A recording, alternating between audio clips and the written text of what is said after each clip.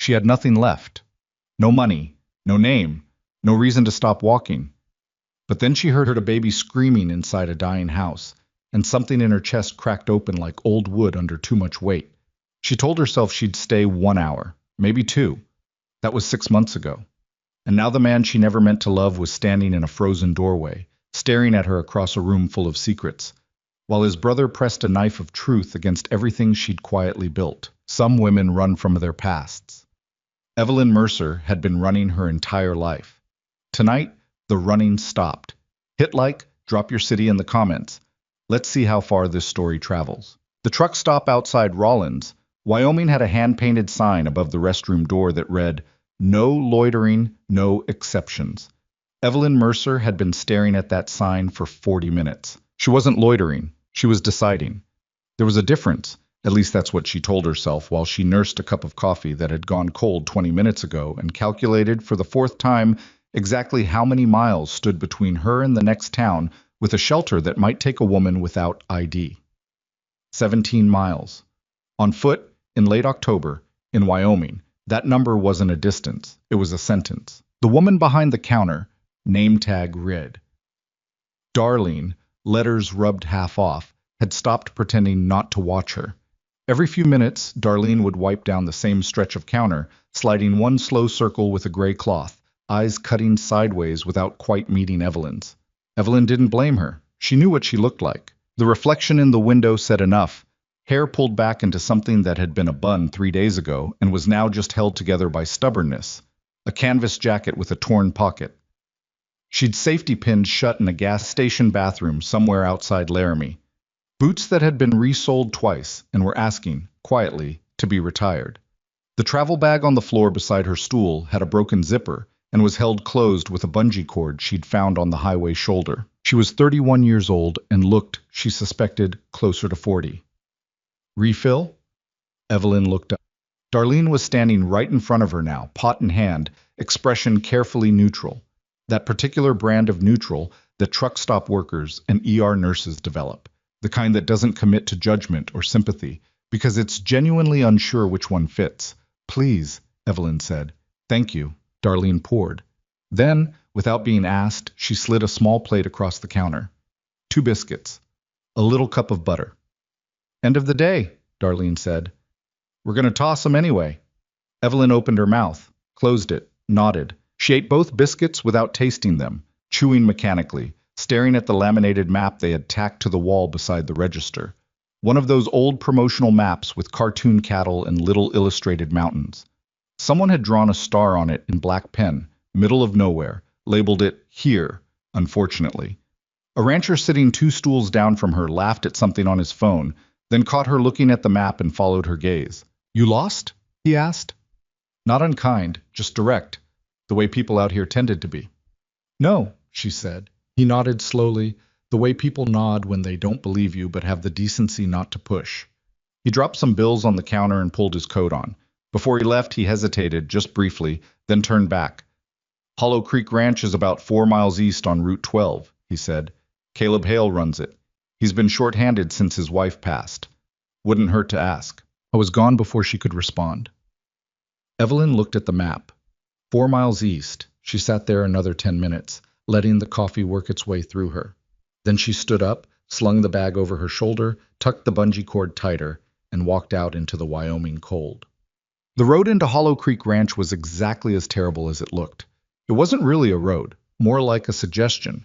2 tire ruts pressed into dried grass and clay, winding between fence posts that leaned at different angles like old men who'd stopped caring about posture.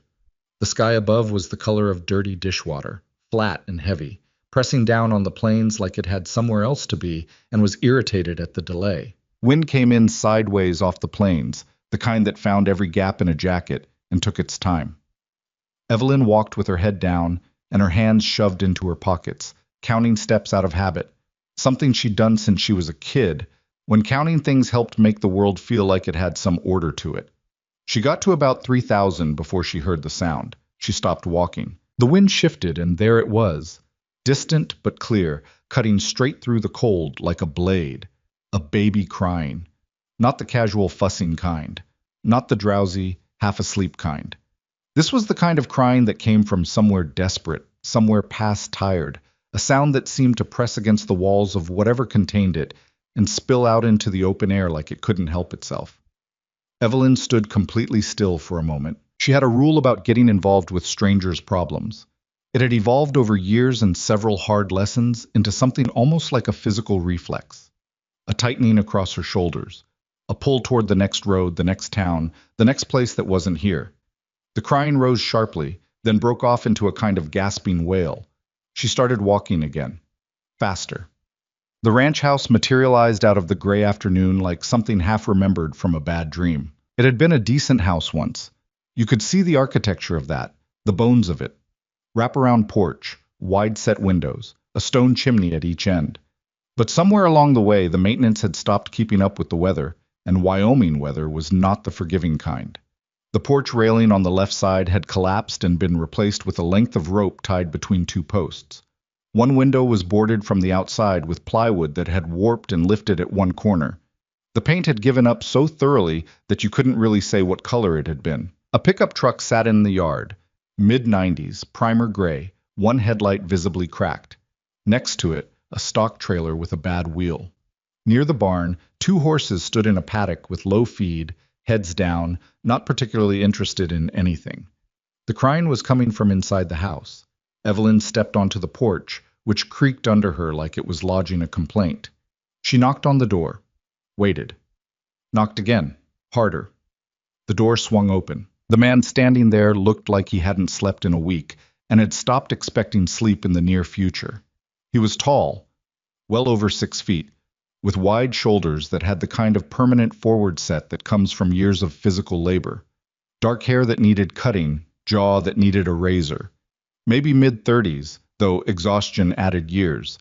He was wearing a flannel shirt with a button missing at the collar, and a look in his eyes that was somewhere between suspicious and just plain hollowed out. I was holding a baby. The baby was screaming. "Whatever you're selling," the man said, raising his voice over the noise. "I don't want it." "I'm not selling anything," Evelyn said. "I heard her from the road." The man, Caleb Hale, she would learn, looked at her for a long moment. The baby arched her back and screamed harder, red-faced, inconsolable, small fists clenched. "She won't stop," he said. Something in his voice had cracked a little on those 3 words. Not breaking down, he was too stubborn for that, but cracked, the way wood cracks before it actually splits. "Been at it 2 hours. I don't know what she—" "Can I?" He blinked. "Can you what?" "Hold her." He stared at her. Evelyn met his eyes and didn't look away. She wasn't sure why she was doing this. She wasn't sure about much of anything at that particular moment, except that the baby sounded like she was in pain, and the man holding her looked about 30 seconds from falling apart. After a beat, Caleb held the baby out. Evelyn took her carefully, adjusting her grip, settling the infant against her left shoulder with the baby's cheek pressed gently to the side of her neck. She began to move, not bouncing, not rocking dramatically, just a slow, steady shifting of her weight from foot to foot, barely perceptible, while she pressed one hand flat and warm against the baby's back. The screaming didn't stop instantly. That was a movie thing, and this wasn't a movie. But it faltered, broke rhythm, shifted into something confused, then quieter, then eventually settled into a series of shaky, hiccuping breaths against Evelyn's shoulder. Silence fell over the porch like snow. Caleb Hale stood absolutely still. "How did you—" he started. "She was overheated," Evelyn said quietly. "The layers. And she's hungry. When did she eat last?" He ran a hand through his hair and looked somewhere over Evelyn's shoulder, toward the horizon, the way people look when they're searching for an answer they don't want to give. "I've been trying. She won't take the bottle right. The formula, I mix it the way the can says, but she—" "What temperature are you heating it to?" A pause. "I just— warm. On the stove. I run my wrist under it." "Okay." Evelyn shifted the baby gently. "That's probably fine, but if she's been working herself up this long, she's exhausted and stressed, and she might need a few minutes just to calm down before she can eat. Some babies do." He looked at her the way people look when someone says something that sounds reasonable, but they've been too deep in the dark to see it. Like they're not sure if the information is right, but they're too tired to doubt it. "I've got a 6-year-old inside," he said. "She's not— I haven't been able to—" Supper was supposed to be. He stopped, pinched the bridge of his nose. If you've got flour left, Evelyn said, I can save supper. His name was Caleb James Hale. He was 34 years old.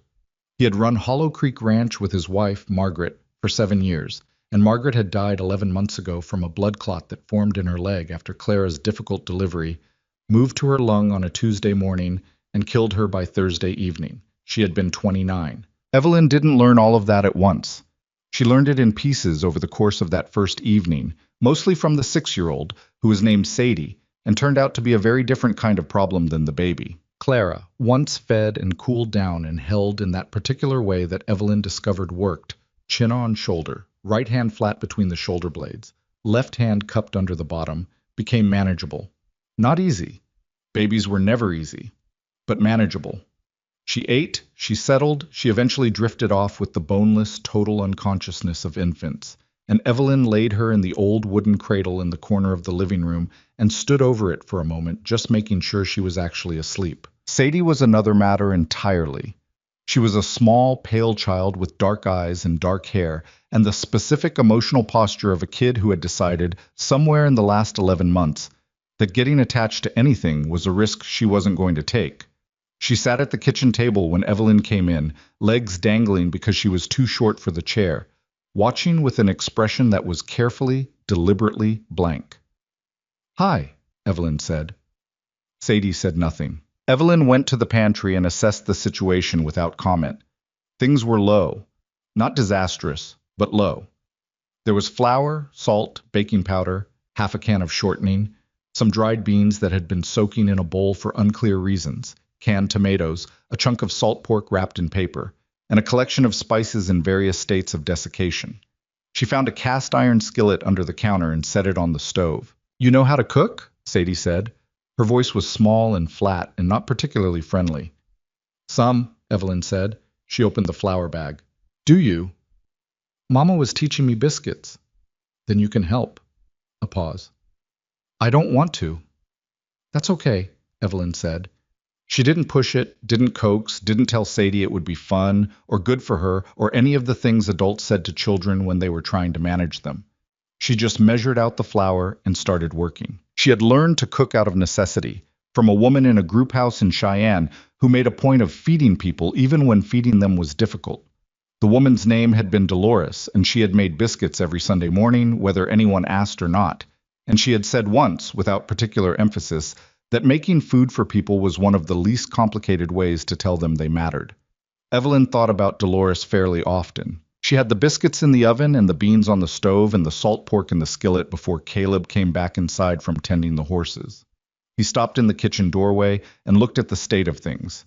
The flour-dusted counter, the smells, the fact that Sadie had migrated from the table to the counter and was watching the oven with the studied nonchalance of someone pretending they weren't interested. He looked at Evelyn. I haven't thanked you, he said. Don't, she said. Sit down. You look like you're going to fall over. He sat down. He looked, up close and in kitchen light, even more worn than he had on the porch. There were shadows under his eyes that had become permanent fixtures. His hands, resting on the table, were calloused and raw at the knuckles. Working hands, the kind that didn't get a break because the work didn't either. You got a name? He asked. Evelyn? Caleb, he said. Caleb Hale. I know. Rancher at the truck stop told me. He nodded slowly. Decker, probably. Talks to everyone. He said you were short-handed. That's one way to put it. He turned his coffee mug in his hands. It was empty, had probably been empty for a while. It's just me. My brother comes around sometimes, but He stopped. It's just me. Evelyn pulled the biscuits out of the oven. They had risen more than she expected, given the altitude and the age of the baking powder. She set them on the counter and checked the beans. I can work, she said. It wasn't exactly a question, and it wasn't exactly a statement. It was something that existed in the space between, waiting for him to decide what to do with it. He looked at her. Really looked. Not the quick assessment he'd done on the porch. She let him. She'd learned over the years that people needed to look when they were deciding whether to trust someone, and trying to hurry that process along or deflect it usually made it worse. I don't know you, he said. I know, she said. I'm not asking you to. I'm asking if I can be useful for a little while. I was quiet for a moment. Sadie had migrated even closer to Evelyn's side of the counter, though she'd die before admitting it. There's a room in the back, Caleb said finally. It's not much. There's a cot and a lamp. That's plenty, Evelyn said. She set the table. He didn't tell her where anything was, but she found it all: plates on the second shelf, forks in the second drawer, glasses in the cabinet above the sink. She put out 3 settings, then hesitated and added a small plate and a partial glass for Sadie, the way Dolores used to do. Sadie noticed, sat down without being asked. They ate in the kind of silence that wasn't uncomfortable. It was tired, and tired is different. The biscuits were good. Caleb ate 2.5 of them and looked mildly surprised at himself. These are better than mine, Sadie said. It was the first thing she'd said at the table. Evelyn just nodded. Your mama might have had a different recipe. Show me sometime. Sadie looked at her plate, said nothing, but she didn't disagree. The room in the back was small, low-ceilinged, and cold in the way that rooms get when they've been closed up too long. The cot had a mattress that had seen better decades and a wool blanket that smelled like cedar and dust. There was a window that faced east toward the open plains, and through it Evelyn could see the sky beginning to dark from gunmetal gray to something closer to ink. She sat on the edge of the cot with her bag between her feet and her hands folded in her lap and looked at the room for a while. She had stayed in worse places, considerably worse. There had been a stretch in her mid-20s when worse would have been a generous description of the situations she'd found herself in. Shelter cots, a truck bed for 3 weeks once, a church basement in Casper where they made you attend services for the privilege of the floor. This was a room with a door that closed, with walls that held heat, with a family on the other side that had, for one evening at least, stopped falling apart quite so loudly. She didn't let herself think beyond that. She had learned, the hard way, that thinking too far ahead was dangerous. Tomorrow morning she would wake up, and there would be work to do, and she would do it, and that was enough. She unzipped her bag, bungee cord first, and took out the few things inside. A change of clothes, a toothbrush, a small photograph folded in thirds that she put face down on the windowsill without looking at, a worn paperback that she'd read 3 times and carried anyway, and at the bottom, wrapped in a dish towel she'd been using as a substitute for several things it wasn't designed for, a small amount of cash. $43 and some change. Enough for a bus ticket to somewhere, if it came to that. She rewrapped it carefully and put it back at the bottom. She lay down on the cot without undressing, old habit, and pulled the wool blanket over her and stared at the ceiling in the dark. Somewhere in the house, Clara made a small sound in her sleep. A content sound. The kind that meant nothing was wrong. Evelyn closed her eyes. She was up before 4, not because anyone woke her. Nobody had. It was just the way her body worked, had worked for years. Whatever mechanism most people had that allowed them to sleep through an alarm, through noise, through the general resumption of the world, that mechanism in Evelyn had been replaced with something else. Something that pushed her upright at the first gray hint of dawn with the specific urgency of a person who has spent too long not being able to afford stillness. She dressed in the dark, pulling on the cleaner of her 2 shirts, and went quietly through the house. Clara was beginning to stir in the cradle but hadn't fully woken yet. Evelyn scooped her up before she could build to a full cry, and they had a private exchange in the kitchen's early morning quiet. Clara with her wide, unfocused newborn eyes tracking shapes and light. Evelyn making the formula the right way this time, testing it on her inner wrist twice. Yeah, she said softly to the baby specifically, and no one in particular. I know. Cold house, no routine, some stranger holding you. You've had a rough go of it, kid. Claire regarded her with what might have been assessment. I get it, Evelyn said. She fed her, changed her, put her back down. Then she looked at the kitchen. The kitchen needed work, not just cleaning, though it needed that too. A particular kind of accumulation had happened in the months since Caleb had been doing it alone, the kind that isn't laziness so much as despair. Dishes washed but stacked wrong. Surfaces wiped but not scrubbed. The pantry organized by someone who'd stopped caring where things went as long as they were somewhere. It was the kitchen of a person keeping things from becoming completely undone through sheer stubbornness, without quite having the capacity for anything beyond that. Evelyn started from the back and worked forward. She found cleaning supplies under the sink, a bottle of dish soap mostly empty, baking soda, a good scrub brush. She filled the sink with hot water and started on the shelving, She wasn't making noise about it. She wasn't performing anything. She just cleaned steadily and methodically, the way she had learned to approach most things. Decide on the sequence, work the sequence, don't think past the current step. By the time she heard Caleb's feet on the stairs at 5:30, she had the shelves done, the counter scrubbed, and a pot of oatmeal on the stove. He stopped at the kitchen doorway the same way he had the night before, but the expression was different this morning, less startled, more something else that he didn't put a name to. You didn't have to. Clara's sleeping, Evelyn said. Oatmeal's in 10. There's coffee. He sat down without further comment and wrapped both hands around the coffee mug. He looked more human than he had the previous evening, still wrecked by sleep deprivation, still carrying the permanent weight of someone who hadn't had a break in almost a year, but marginally more oriented to the world. I'm going to fix the porch railing today, Evelyn said, ladling oatmeal into bowls. If that's all right with you. He looked at her. You do repairs? Some. I can at least get it stable.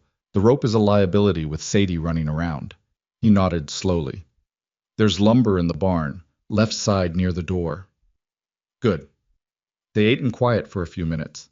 Somewhere upstairs a door opened and Sadie's footsteps, recognizable because she walked heavy for her size, flat-footed, like someone who hadn't yet learned to be careful about the noise she made, came down the stairs and stopped at the kitchen doorway. She was wearing a flannel nightgown and had her hair in a single braid that had mostly come undone.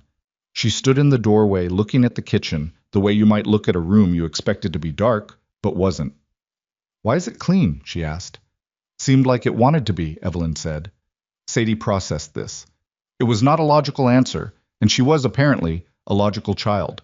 She looked at the oatmeal on the stove, then at her father, then at Evelyn. Mama put brown sugar in it, she said. Check the pantry, Evelyn said. Second shelf. Sadie went and checked and came back with the brown sugar. She put it on the table and sat down in the same chair she'd taken the night before, as if chairs worked by some property of ownership Evelyn didn't have access to. Don't make it too sweet, Caleb said quietly.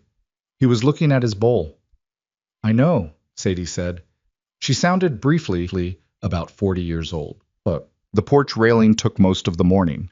The barn had lumber, as promised, some of it usable, some of it not. Evelyn sorted through it, pulling pieces that still had integrity, checking for rot along the grain, the way she'd been taught by a man named Garrett in a group home in her mid-teens who had done carpentry work on weekends and said it was cheaper than therapy and probably more effective. Garrett had been right about a lot of things. She found a handsaw on a peg in the barn and a box of nails and a hammer and worked on the porch through the morning. It was cold work. The October air had a real bite to it, and her hands were stiff enough in the first hour that she had to stop twice to press them under her arms until they warmed.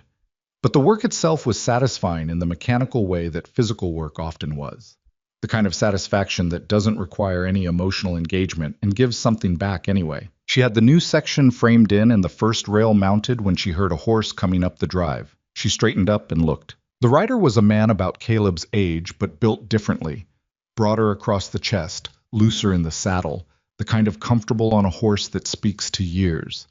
He was good-looking in an angular, weathered way, with Caleb's dark coloring, but something harder in the jaw, something watchful in the eyes. He wore a duster coat that had seen weather and a hat pulled down against the wind. He brought his horse to a stop in the yard and looked at Evelyn standing on the porch with a hammer in her hand for a long moment before he spoke. Where's Caleb? Checking fence line on the north pasture, Evelyn said. Should be back by midday. The man looked at the half-repaired railing. Then he looked at Evelyn again, and this time something happened in his expression. A flicker, quick and gone. But she caught it. It wasn't recognition exactly. More like the echo of recognition. The feeling of a face that fit a frame somewhere in memory without the picture coming clear. You work here? He asked. For now, Evelyn said. He dismounted, fluid, practiced, and tied his horse to the hitching post near the barn. He walked to the porch and stopped at the bottom of the steps and looked up at her. And this time the almost recognition was working harder in his eyes, trying to resolve itself. Wade Hale, he said. Evelyn, she said. Just the first name. He nodded. The expression didn't settle into anything friendlier. Caleb know you're here? I wouldn't be fixing his porch railing otherwise. He looked at the work again. Something in the way he was standing had changed. The shoulders, the set of the jaw. Still polite, technically. But the politeness was doing work now. It was being used to cover something. Decker's been talking, he said, more to himself than to her. The rancher at the truck stop. He talked to you too? Sent me in this direction, Evelyn said. Said Caleb was short-handed. Wade was quiet for a moment. He looked at the house, then at the barn, then finally back at her. When he looked at her this time, she had the clear and specific feeling of being assessed in a way that was more than just curiosity. There was something being calculated behind his eyes. I'll wait for Caleb, he said. Kitchen's open, Evelyn said. There's coffee on the stove. He went inside. Evelyn went back to the porch railing and finished it, hammering each nail with care, testing each board before she moved on. Her hands were steadier than she expected, but she was aware, with a clarity that felt like cold water on the back of the neck, that something had shifted in the morning air, that the flicker in Wade Hale's eyes was not nothing. She had spent too many years surviving on pattern recognition to dismiss a feeling like that.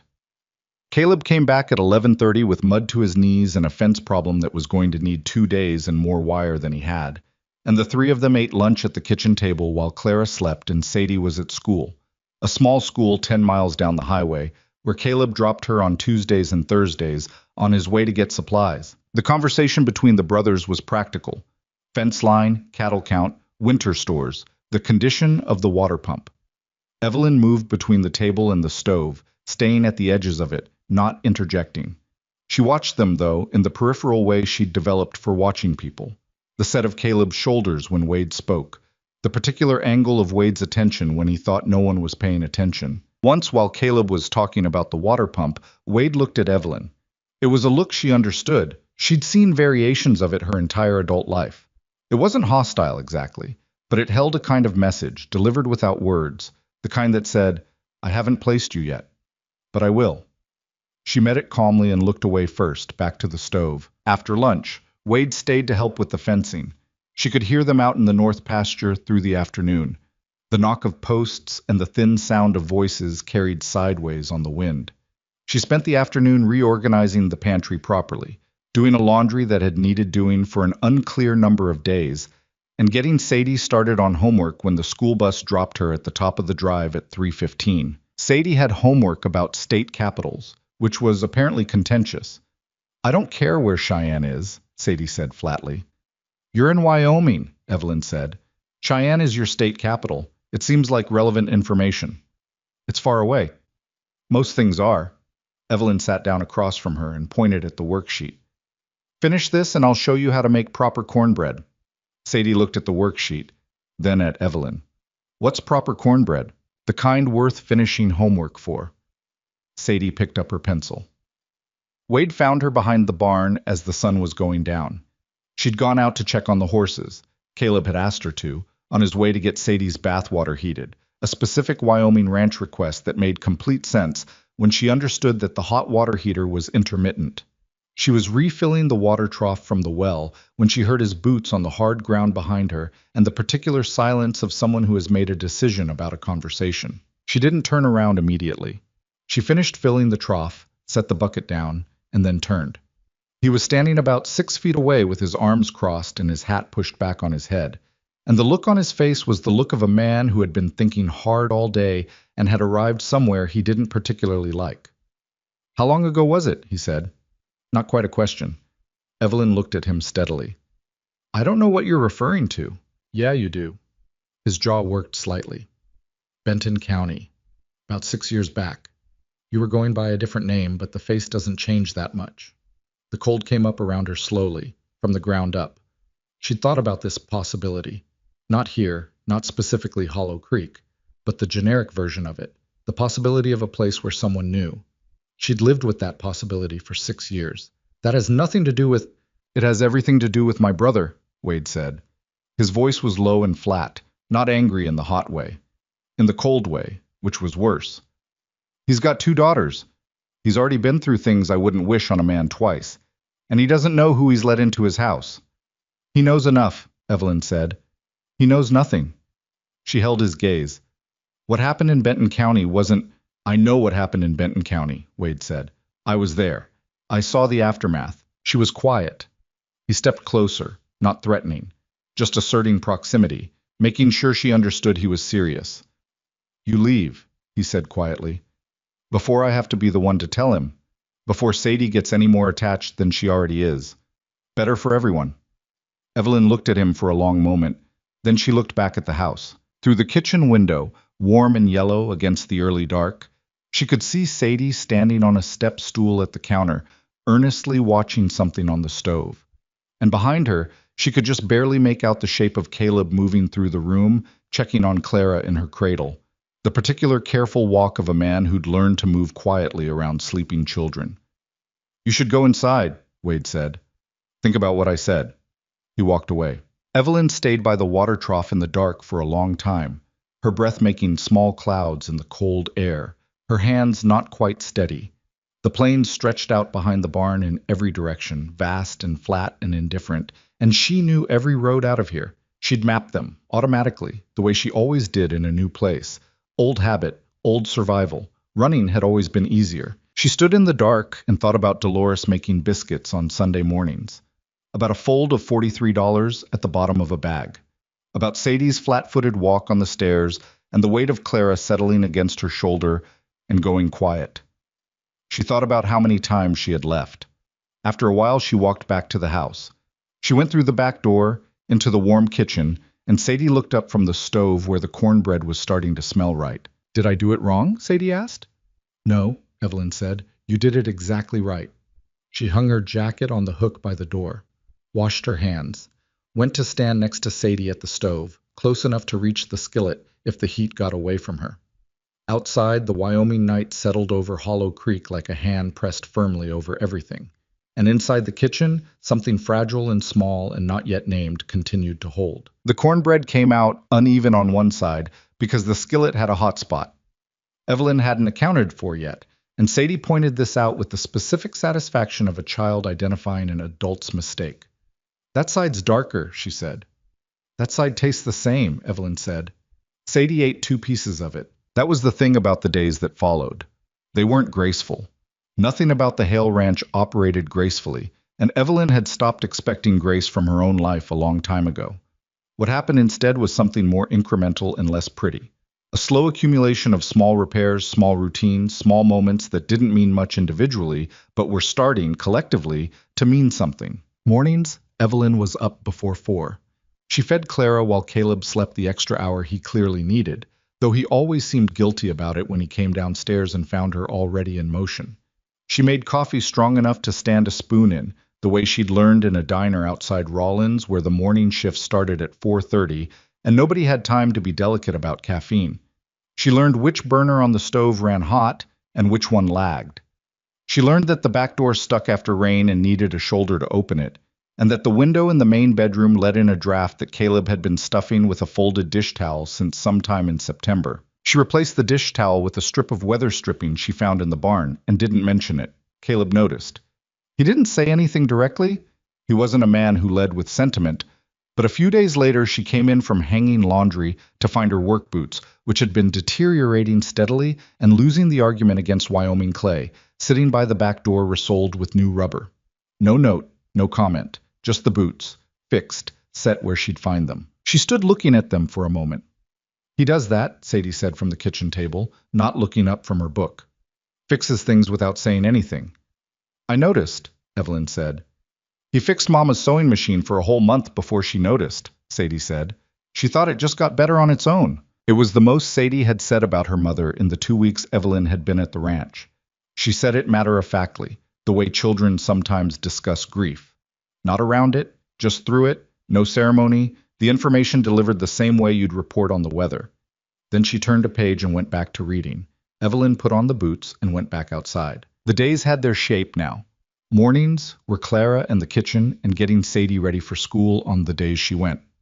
Afternoons were the work, and there was always work. She mended clothes that had been sitting in a pile in the laundry room for unclear months, using a needle and thread she found in a tin in Margaret's old sewing basket, which she'd asked Caleb's permission to open, and which he'd given in a way that suggested the question had cost him something. She patched a section of the roof over the back porch where water had been coming in. She was not a professional roofer. She was not a professional anything. But she'd been on enough roofs to know how tar paper and flashing worked, and she did the job well enough that the next rain stayed outside. Caleb watched her come down the ladder after that particular project with an expression she couldn't entirely read. "Where'd you learn to do that?" he asked. "Here and there," she said. He looked like he had more questions. He didn't ask them. That was the arrangement they'd settled into without discussing it. A mutual decision, apparently arrived at independently, to stay at the surface of things. She did the work, he did his work. They shared the table and occasionally a few words about practical matters, and neither of them reached past that. It was comfortable in its limitations. She appreciated that he didn't pry, and she suspected he appreciated that she didn't push at his grief, didn't say the things people said. Time heals, and she'd want you to be happy, and all the other well-meaning nonsense that people deployed when they didn't know what else to offer. What she offered instead was a functioning kitchen and a railing that didn't wobble. Sadie, for her part, remained constitutionally suspicious of kindness, but was losing the battle against it in small increments. She started doing her homework at the kitchen table instead of in her room. She started commenting on Evelyn's cooking, critically, specifically, in a way that was somehow more intimate than praise would have been. She taught Evelyn what her mother had used instead of paprika in the bean soup, which turned out to be a combination of cumin and something she called the red one, that took Evelyn a day to identify as ancho chili powder. She corrected Evelyn's cornbread once more, then stopped correcting it, which Evelyn understood to mean it had passed some private standard. She didn't smile at Evelyn. Not yet. But she stopped leaving the room when Evelyn entered it. That was something. Wade did not come back for 10 days. When he did, it was on a Wednesday afternoon when the sky had gone the particular shade of gray that Wyoming sky went in late October, pressing down low over the plains like it was deciding whether to commit to something. Evelyn heard his horse in the yard and kept doing what she was doing, folding laundry on the kitchen table, and waited. He came to the back door this time instead of the front. She heard him knock, heard Caleb's voice from somewhere in the house, and then the sound of them talking in the yard. She couldn't make out words. She didn't try. She folded a flannel shirt and set it on the pile and started on the next one. After about 20 minutes, the back door opened and Caleb came in alone. He poured himself a coffee and stood at the counter drinking it, looking out the window. His jaw was set in the way it got when something was working at him. "Wade thinks I'm being naive," he said. "About what?" Evelyn asked, though she had a good idea. "About the general situation." He turned his mug in his hand. "About you being here." She kept folding. "What do you think?" I was quiet for a moment. "I think Clara's sleeping through most of the night now. I think Sadie ate supper without a fight 4 nights in a row." He paused. "I think the back porch doesn't leak anymore." "That's not an answer to my question." "I know." He set the mug down and turned to look at her directly. He did that. Looked at people straight, without flinching or deflecting, which she'd come to understand was just how he was built. "Wade says you're from somewhere complicated." His word, complicated. Evelyn put the shirt down. "That's accurate enough. He says I should know more about who I've brought into my house." He wasn't accusatory. His voice was level, careful, like a man testing ice. "He might be right about that." "He might be," Evelyn said. "So, is there something I should know?" She looked at him. He looked back. The kitchen was very quiet for a moment. Just the low sound of Clara in the next room, breathing in the easy rhythm of a baby who had recently been fed. "There are things in my past," Evelyn said. "Things I'm not proud of. Nothing that should put your daughters at risk." She paused. "I understand if that's not enough." He held her gaze for a long moment. She'd learned in those 2 weeks that his silences were not empty. They were where he actually thought, where he ran things through whatever internal process he had before he committed to a position. "All right," he said finally. "All right," she said. "All right." He picked his mug back up. "I've got a fence section down on the south pasture. 2 of the Herefords got through last night. I'm going to need to bring them back in before the weather turns." It was a closing of the subject. Not a permanent one. She didn't think it was permanent, but for today, he was done with it. He was choosing, deliberately, to move forward rather than push further, and she wasn't sure what to do with that except accept it. "I can start on supper early," she said. "There's a chicken that needs to be used." "Sadie likes it roasted," he said. "I know," Evelyn said, and went back outside. She stood alone in the kitchen for a moment, hands still resting on the stack of folded laundry, and breathed once, slowly, all the way out. Then she went to find the chicken. The real trouble with Wade wasn't the confrontation behind the barn, or the one relayed through Caleb in the kitchen. The real trouble was subtler than that, and Evelyn recognized it because she'd dealt with subtler her whole life. It was that he was right, that she was carrying something, and she could feel, with a growing and specific dread, the weight of it starting to press against the surface of things here at Hollow Creek, in a way it hadn't in years. In years of moving, and she had moved a lot, from town to town across the interior of Wyoming, and once briefly into Colorado. She'd stayed mostly anonymous. You could maintain anonymity in motion. Staying still was different. Staying still meant people had time to remember where they'd seen a face before. Wade had placed her. She didn't know how much, specifically, he remembered. What she knew was that Benton County 6 years ago had been the worst 18 months of her life, and the end of a chapter she'd thought, had made herself believe, was truly closed. She wasn't going to tell Caleb what had happened there. Not yet. Maybe not ever, if the stain was temporary. She still wasn't entirely sure the stain wasn't temporary. What she was sure of was that she couldn't keep avoiding it the way she'd been avoiding it, in the mental sense. The deliberate not looking at it, the way you didn't look directly at a wound that needed cleaning, because cleaning it would mean acknowledging how bad it was. She thought about this in the evenings after Sadie was in bed, and Clara was settled, and Caleb was in the front room with his account books, which appeared to be a source of ongoing quiet despair. She sat in the back room on the cot with the photograph that she kept face down and thought about Benton County and about the specific shape of the mistake she'd made there, which had not been a simple mistake. Simple mistakes were recoverable. What had happened in Benton County was a chain, a series of decisions, each one made from a position of desperation and poor judgment that had wrapped itself around her life and tightened. She had served 8 months of it in a county facility. She had been 25. She had come out on the other side of it thinner and cleaner and with a clarity of purpose that was essentially just never go back to anything like that again. Don't use people. Don't let people use you. Don't stay anywhere long enough to matter, because mattering created vulnerability, and vulnerability was a vector for the kind of harm she'd already absorbed enough of. And then she'd walked 4 miles down a highway in Wyoming and heard a baby screaming. She picked up the photograph and looked at it. It was old now. The paper had softened at the folds, the image a little blurred. A woman and a younger Evelyn, standing outside what appeared to be a diner, squinting in summer sun. The woman was Dolores.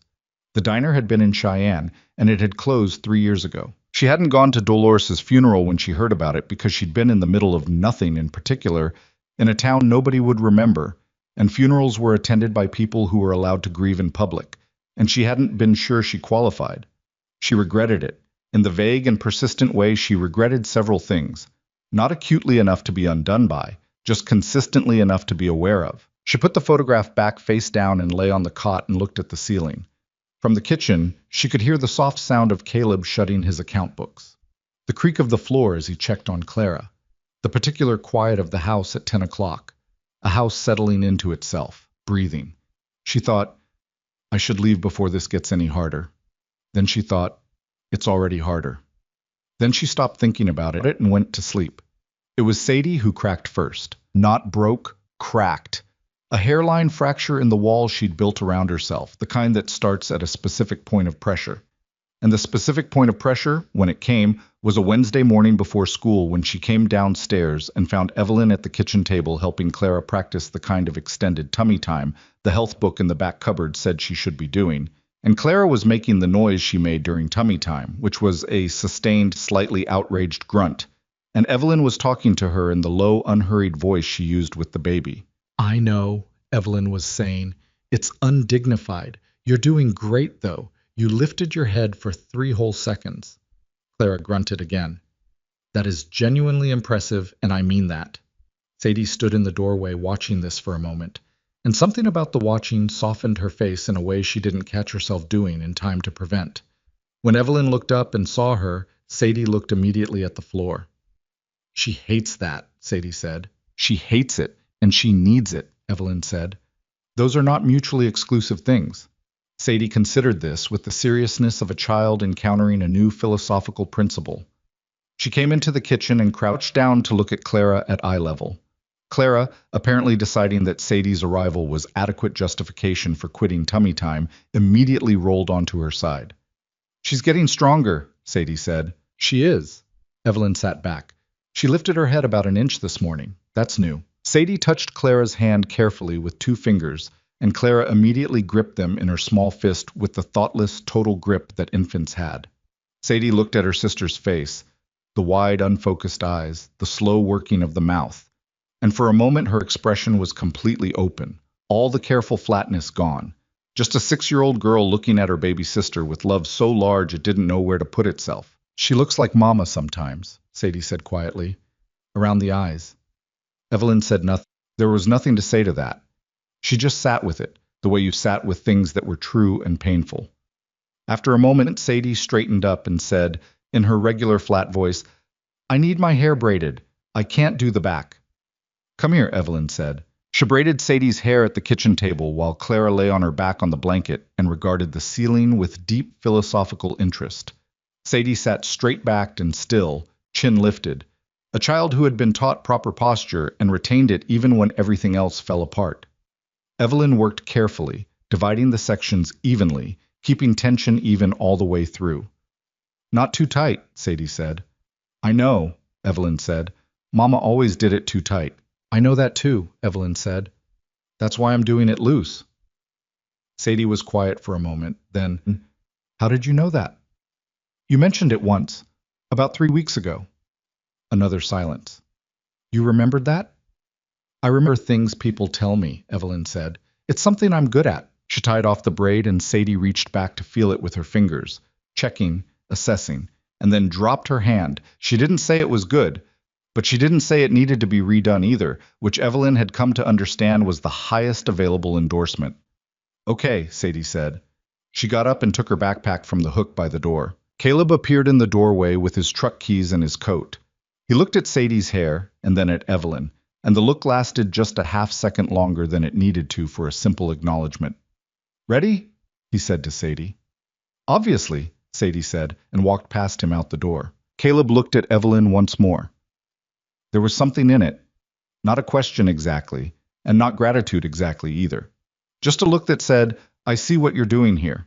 And then he followed his daughter out. Evelyn sat on the floor next to Clara and let out a slow breath. Outside, the truck started and crunched down the gravel drive. The ranch went quiet except for the wind, which had picked up overnight and was moving across the plains in long horizontal sheets that bent the dry grass flat. November was 5 days away. The cold was getting serious. She looked at Clara. Don't look at me like that, she said. Clara blinked. I know, Evelyn said. I know. She picked the baby up carefully and held her against her chest, and Clara settled her cheek against Evelyn's shoulder the way she always did now, automatically, without fuss, as if this was simply where she belonged. Evelyn stood at the kitchen window and looked out at the plains, at the gray sky pressing down, at the fence line in the distance where she'd watched Caleb work for days, replacing wire and posts, alone, with the particular dogged patience of a man who had run out of other options. She thought about Wade. She thought about what he knew and what he was going to do with it. She thought about the $43 at the bottom of her bag, which she hadn't touched or counted in 2 weeks, which was longer than she'd gone without touching it since she'd started keeping it.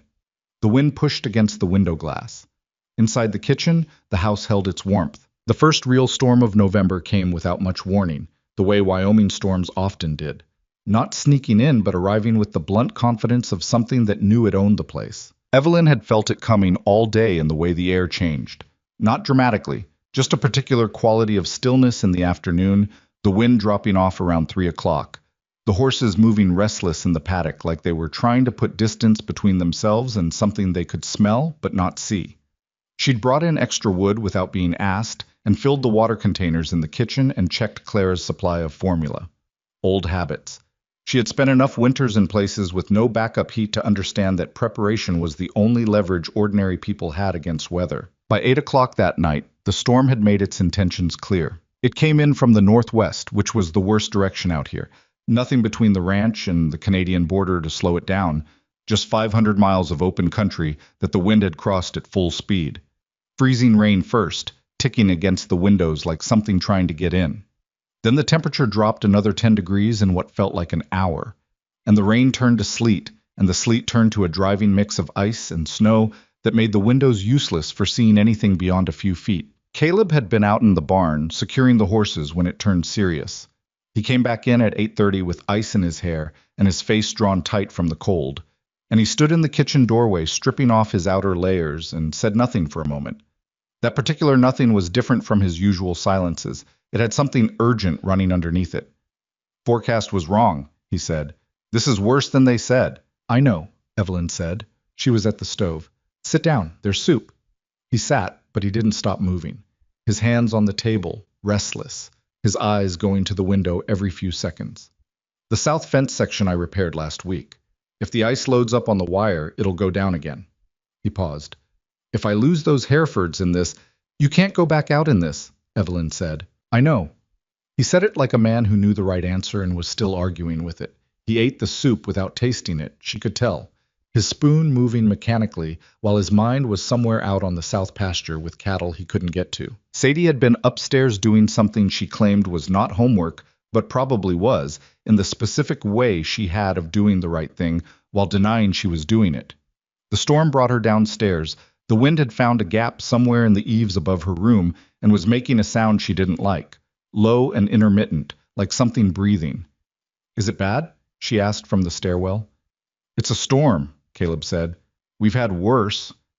We haven't, Sadie said flatly. Caleb didn't correct her. They sat together in the kitchen through the first hour of it, the three of them and Clara in her cradle near the stove, which was the warmest place in the house. The power held, which was something. The generator in the barn was functional but would need to be started manually, and nobody wanted to go back out to the barn if they didn't have to. Evelyn was washing the soup bowls when she heard the sound that changed the night. It wasn't loud. That was the thing. It was almost quiet, which somehow made it worse. A low, labored breathing from Clara's cradle. Not the easy rhythm of a sleeping baby. Uneven. Too fast, then too slow, then fast again. She crossed to the kitchen in 3 steps and put her hand on Clara's face before she'd consciously decided to move. The heat hit her palm like an open oven. Caleb, she said. Her voice was controlled. She made it controlled. But something in the single word reached him, because he was out of his chair and beside her in an instant. He touched Clara's cheek and his face went the specific white of a person whose blood has just redirected all at once. How high? He said. Evelyn didn't have a thermometer. She looked around the kitchen with the fast inventory of a person trying to solve a problem in real time. I don't know. High. She needs to come down. Do you have medicine cabinet upstairs? He was already moving.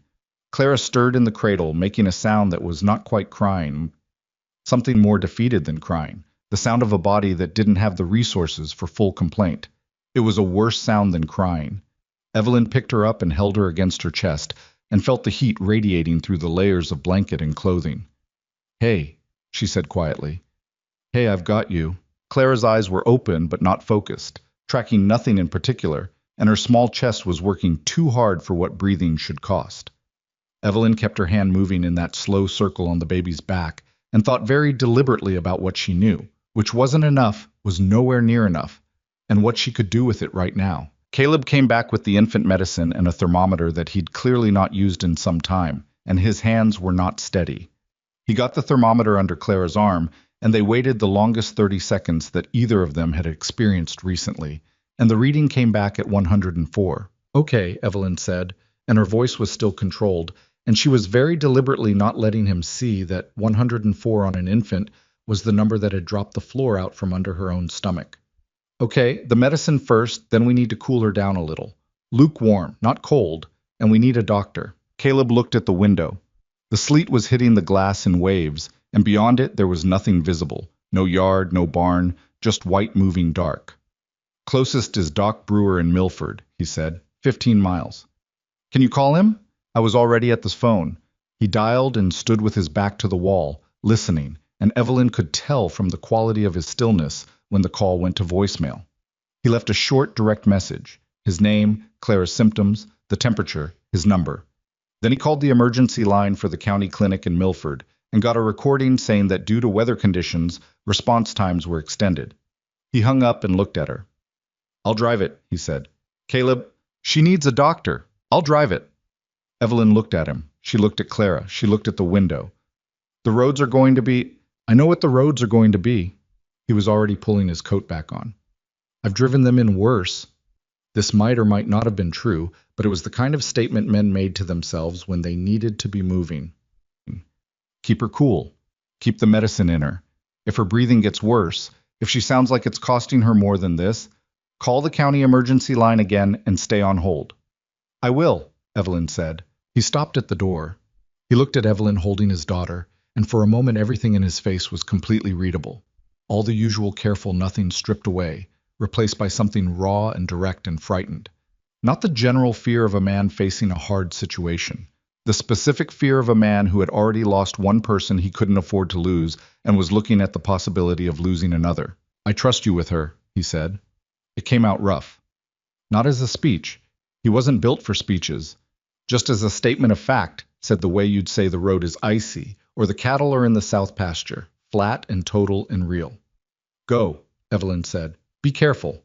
He went. The truck started in the yard. She heard it through the storm, the engine catching, the wheels on gravel and then ice. And then the sound faded, and there was nothing but the wind and the sleet and the house. Sadie had been standing in the kitchen doorway for the last 5 minutes. Evelyn hadn't forgotten she was there. She'd been keeping Sadie in her peripheral vision the way you kept a fire in your peripheral vision, aware, tracking, ready. Is she dying? Sadie asked. No, Evelyn said. She has a fever. Babies get fevers. We're going to bring it down. Mama had a fever, Sadie said. Before she... This is different, Evelyn said. She said it firmly, not harshly. Clara is going to be all right. I need you to trust me on that. Sadie looked at her.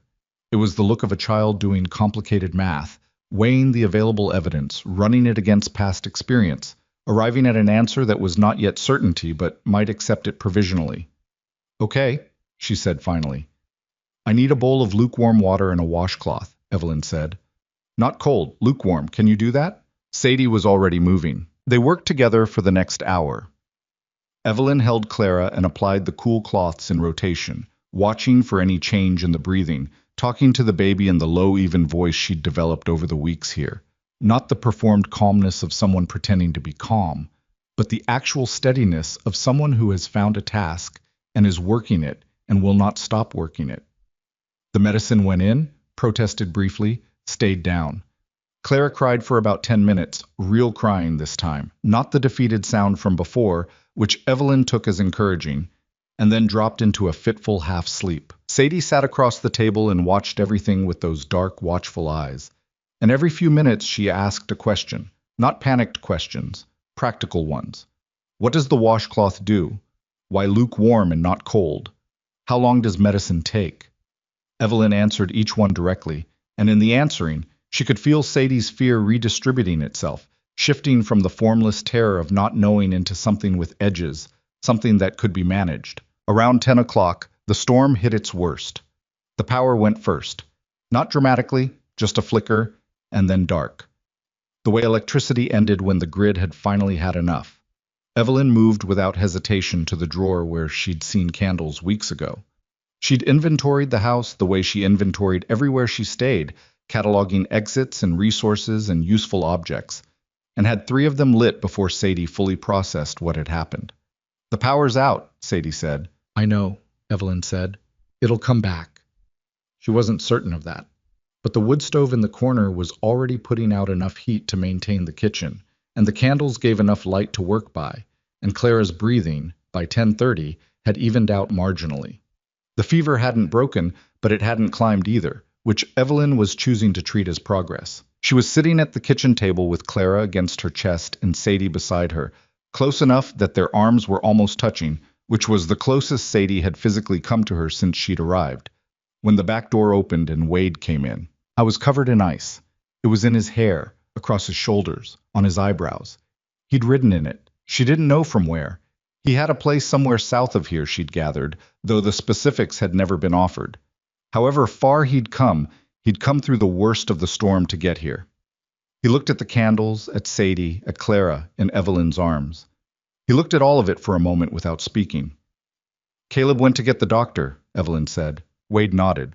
He pulled off his outer layers at the door, methodical, not wasting motion, and then stood in the kitchen in flannel and denim and looked like a man making a decision. Generator's in the barn, he said. I can get it started. I know where it is, Evelyn said. I'll do it. He looked at her steadily. You stay with the girls. She held his gaze for a moment. There was something different in it tonight. Not the cold assessment from behind the barn. Not the calculating watchfulness of the kitchen visit. He looked tired. He looked like a man who had ridden through a storm to get to his brother's house and was not entirely sure why, and the uncertainty of it had stripped some of the hard edge off him. Okay, she said. He went back out. 10 minutes later, the lights came on, unsteady for a moment and then holding, and the refrigerator resumed its hum, and the house felt marginally less like it was being held together by will alone. Wade came back in and sat down at the table. He didn't sit across from Evelyn. He sat at the end, the same chair Caleb used. He poured himself a coffee from the pot that had stayed warm on the wood stove and drank half of it before anyone spoke. Temperature? He asked, nodding at Clara. 104 when Caleb left. Maybe a little less now. She's not climbing. He nodded. He looked at Sadie. You okay, kid? I'm fine, Sadie said, in the way she said everything. Flat, self-contained, a closed door. Sure, Wade said. He didn't push it. They sat in the kitchen with the storm pressing against every surface of the house, the wind finding harmonics in the eaves, the sleet still hitting the windows. Every few minutes, one of them checked on Clara. Her breathing continued its slow improvement. Not fast, not dramatic, but real. It was around midnight that Wade spoke again, and when he did, he spoke quietly and without looking at Evelyn directly. I remembered more, he said, about Benton County.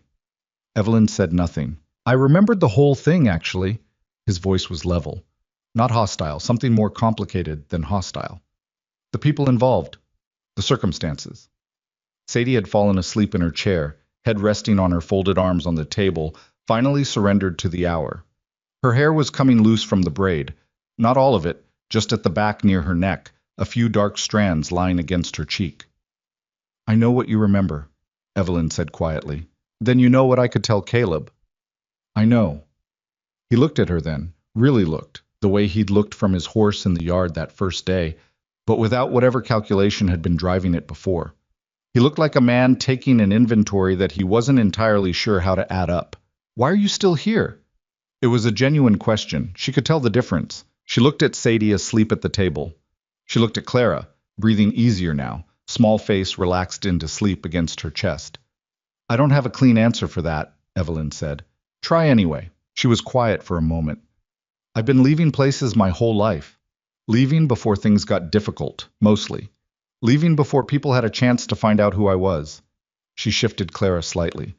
I left a woman named Dolores when I should have stayed. I left other people too.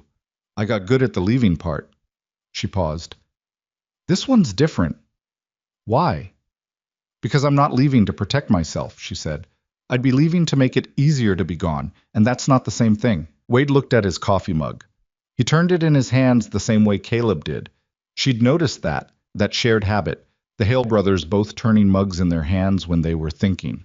Something inherited or just absorbed from years in the same rooms. What happened in Benton County was bad, he said. Yes. But I was there for some of it, he said slowly, and I knew some of the people involved. He stopped. I knew the man who put you in that position in the first place. Evelyn went very still. I didn't do anything about it then, Wade said, and his voice had roughened, the way voices roughened when they were carrying something that had been sitting in one place too long. I was 26, and I told myself it wasn't my business, and I looked away. He set the mug down. You took the consequences for things that weren't all your fault. The storm pressed against the house. Outside, somewhere in the distance, something wooden gave way. A fence board, probably, or a barn shutter. And the sound of it was brief and final. Evelyn didn't speak for a long moment.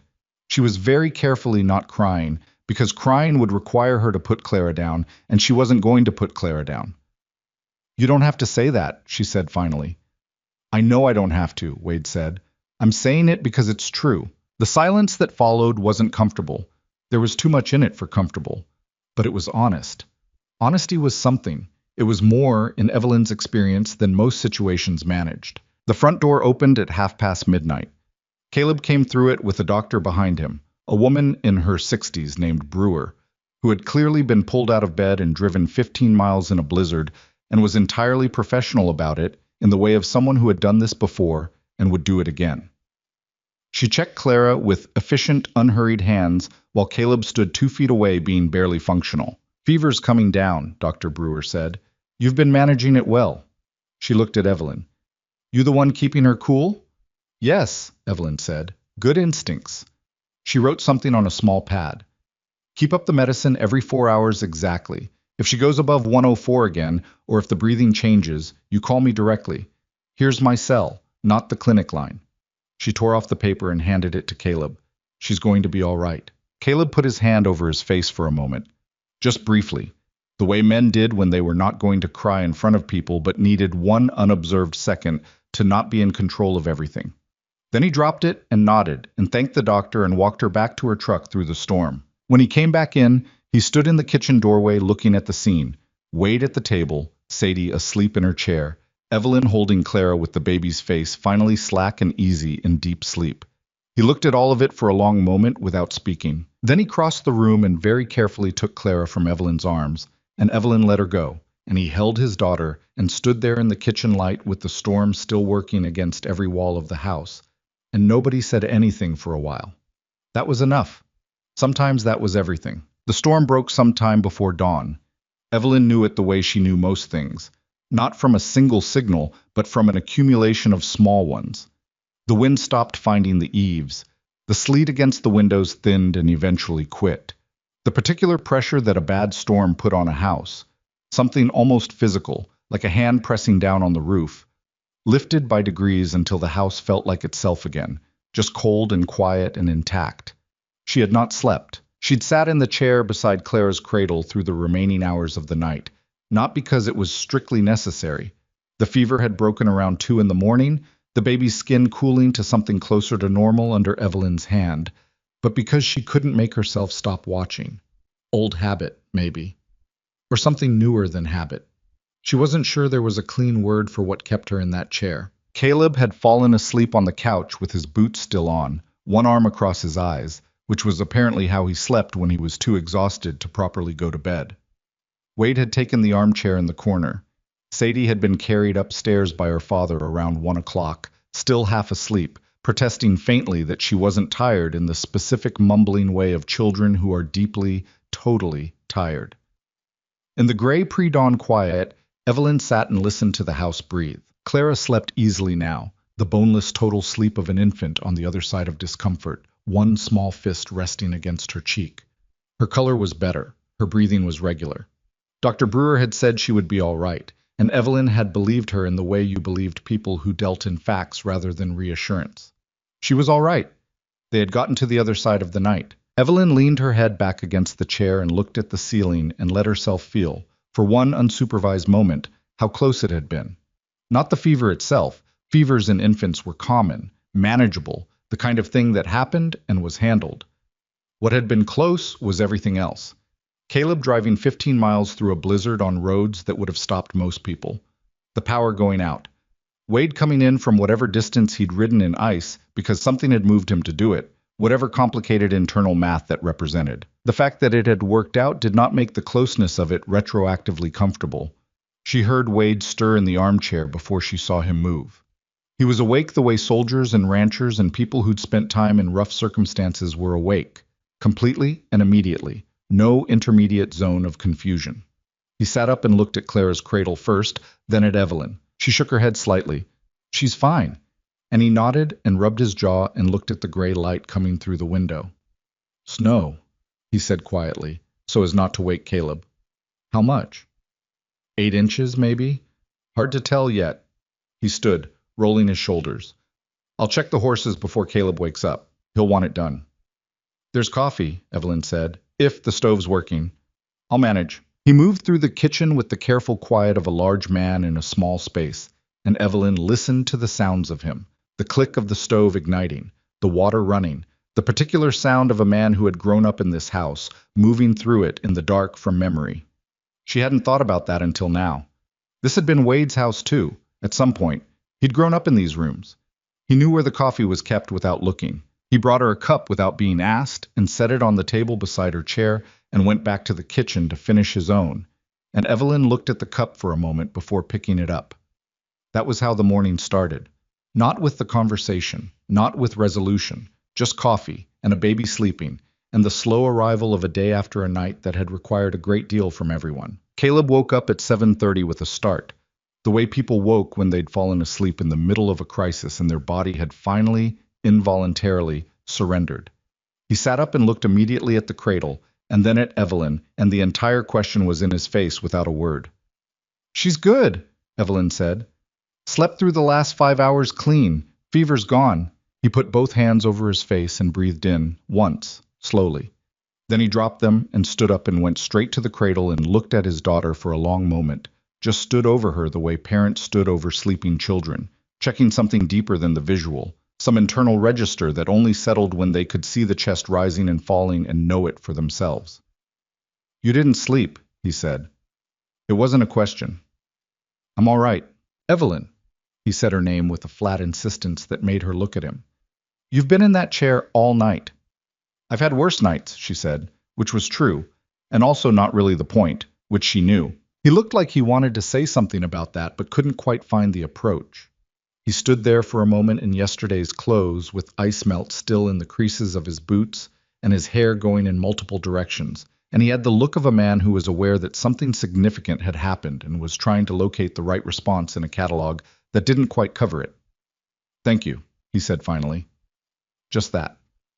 "You already thanked me," she said. "I'm thanking you again?" She nodded and let him have it and looked down at her coffee. Wade came back in from the barn around 8, stamping snow off his boots, and reported that the horses were fine. The water trough had frozen solid, and he'd broken it up. And the south fence section that Caleb had been worried about had in fact gone down. 2 posts and a stretch of wire, but the Herefords were all accounted for, gathered in the lee of the barn, where they'd apparently decided to wait out the worst of it with some self-preservation sense that cattle occasionally demonstrated. "I'll help with the fence," Caleb said. "I know you will," Wade said. "Eat something first." It was the most brotherly exchange Evelyn had witnessed between them, direct and practical and carrying, underneath it, some frequency of care that didn't require articulation. She made eggs and toast and put it on the table, and they ate, the 3 of them, with the particular quiet of people who had been through a night together and were still sorting out what to do with that. Sadie came downstairs at 8:45 in her pajamas, assessed the kitchen, determined that everyone was alive and present, and said, "Is there toast left?" "Plenty," Evelyn said. Sadie sat down. She looked at her father, then at Wade, then at Evelyn, with the long measuring look she used when she was calibrating the emotional temperature of a room. Whatever she read there seemed to satisfy her, because she reached for the toast without further interrogation. "Clara's okay?" she asked. "Clara's okay," Caleb said. Sadie buttered her toast with the concentration of someone performing surgery. "I knew she would be," she said. Nobody pointed out that she'd been terrified 6 hours ago. Evelyn just handed her the jam. The morning passed in the way mornings passed after bad nights. Slowly, in small tasks, everyone moving at 3/4 speed and not apologizing for it. Caleb and Wade went out to deal with the fence. Evelyn cleaned the kitchen properly and did a second round of laundry that the storm had disrupted. And at 10 o'clock, Clara woke up bright-eyed and vocal, and apparently entirely unaware that she had caused a considerable amount of difficulty, which Evelyn informed her of at length. "Completely inconsiderate," she told the baby. "We were all very worried." Clara made a sound that suggested indifference to this perspective. "I know," Evelyn said. "That's what I figured." It was almost noon when things shifted. Caleb had come in from the fence line alone. Wade was still out finishing the wire, and he came through the back door and stood at the kitchen sink washing his hands, and then stood there longer than washing required, looking out the window with his hands under the running water. And Evelyn recognized the particular stillness of someone who had arrived at the edge of something they'd been circling for a while. She kept doing what she was doing, which was mending a tear in Sadie's school jacket at the kitchen table. She didn't prompt him. She had learned that Caleb Hale was a man who came to things in his own sequence, and interrupting the sequence produced nothing useful. "Wade talked to me this morning," he said. "Out at the fence." She set down the jacket. "All right." He turned the water off and dried his hands with the kitchen towel, and turned around.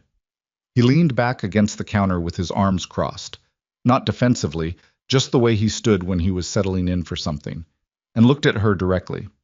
"He told me about Benton County," he said. The kitchen was very quiet. From the back room, Clara made a small, contented sound in her sleep. How much did he tell you? Evelyn asked. Enough. His voice was even. She couldn't read what was underneath it yet. He told me about the circumstances, about the man involved, about what you were charged with and what you served. He paused. He also told me what he knew about how it started, his part in it. She looked at her hands, then made herself look back up at him. I was 25, she said. I was in a situation I didn't know how to get out of, and I made choices I knew were wrong, and I paid for them. She held his gaze. I'm not asking for your understanding. I'm just telling you it's true. I know it's true, he said. Wade doesn't say things he isn't sure of. She waited. Caleb was quiet for a moment. He looked at the table, at the jacket she'd been mending, at the needle and thread still in her hand. He looked at all of it with the expression of a man doing the kind of math that didn't have clean variables. I've been thinking about what to do with this since he started talking, he said. Out there with the fence posts, hitting posts into frozen ground while he's telling me about a woman named Evelyn from a place called Benton County. A short pause. Strange conversation. I imagine, she said. I kept thinking, I should be angry. I should feel like I was deceived. He rubbed the back of his neck. Except I don't feel deceived. And I keep trying to figure out why not. And I think it's because nothing you did here ever felt like performance. He looked at her directly. You fixed the porch railing because the porch railing needed fixing. Not to impress me, not to earn anything, just because it needed doing. Caleb, I'm not finished, he said, not unkindly. I'm getting there. I'm just not fast. She stopped. He had a right to be not fast. She waited. Margaret was sick for 3 months before Clara was born, he said, and the shift in direction surprised her. She hadn't expected Margaret, not here, not now. Not the blood clot, before that. She was sick in a different way that the doctors kept running tests on and never quite naming. She was scared, and she didn't tell me how scared she was for a long time because she didn't want me to carry it. His jaw moved slightly. I found out later from her sister how frightened she'd been, how many nights she'd lain there not telling me. He stopped. She was trying to protect you, Evelyn said. She was trying to manage me, he said. Same impulse, different shape. She thought if I knew, I'd fall apart, or I'd try to fix it, or I'd... He made a short, frustrated gesture. I don't know, but she kept it from me, and then she was gone, and there were all these things I didn't know about my own wife in her last months, and I've been living with that. Evelyn said nothing. She understood that she was being told something important. She waited for it.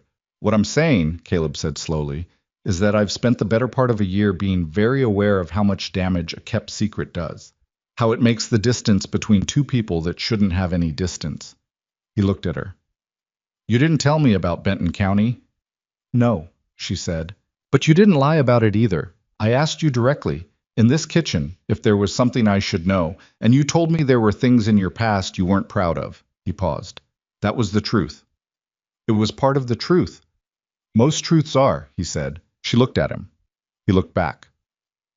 Outside, the Wyoming morning was pale and cold, and the snow sat on everything in soft blue shadows.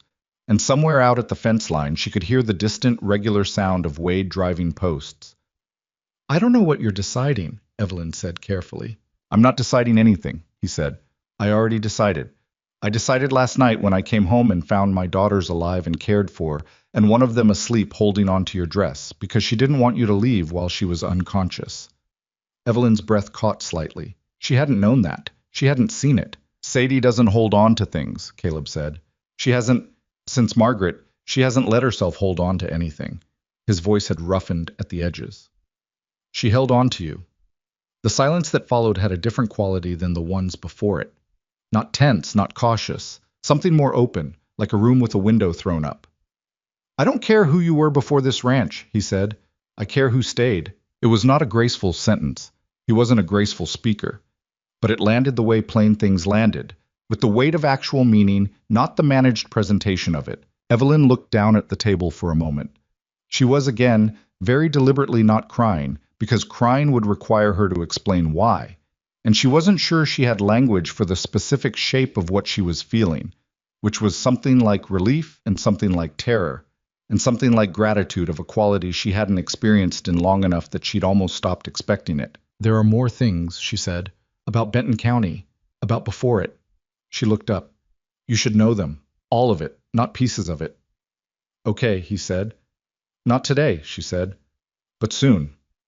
Okay, he said again. Same word, same tune, carrying the same weight. The back door opened and Wade came in, red-faced from the cold, and took in the room in one swift assessment.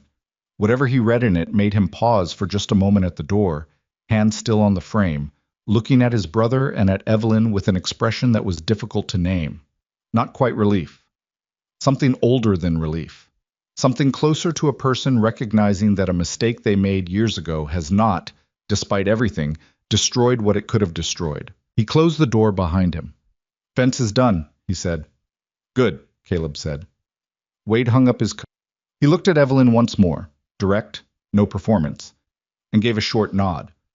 Not an apology exactly, though it carried an apology inside it, just an acknowledgement. Two people recognizing that they had come from a very different place 6 weeks ago and had arrived, through a storm and a sick baby and an honest conversation, somewhere less hostile. She nodded back. Then Sadie came downstairs holding Clara, which she was not technically supposed to do on her own, but had clearly been practicing, supporting the baby's head with the careful deliberateness of a child who had watched someone else do it enough times to believe she understood the mechanics. She was crying, Sadie said, by way of preemptive defense. Let me take her, Evelyn said, crossing the room. I've got her, Sadie said. And she did have her. Clara was perfectly secure in her sister's arms, a little uncertain looking, but unharmed and interested in the room. She just wanted to be up. Caleb looked at his daughters together, the 6-year-old holding the infant with that fierce, careful grip, Clara's hand waving toward Sadie's face with the vague purposefulness of babies exploring the world.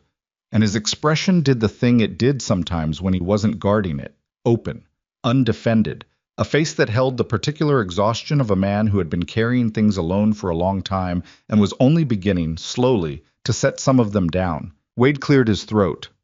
I'll start on the south water line, he said. It's probably frozen. I'll come, Caleb said. In an hour, Evelyn said. Sit down, there's food. Caleb sat down. Wade, after a brief internal negotiation visible in his jaw, sat down too. Sadie settled in her chair with Clara propped against her knees, narrating something to the baby in a low, self-important tone about the storm and the fence and various other things Clara had missed by being asleep. Evelyn made lunch. Nothing complicated. Soup from what was left, bread that had survived the night in the box, some cheese.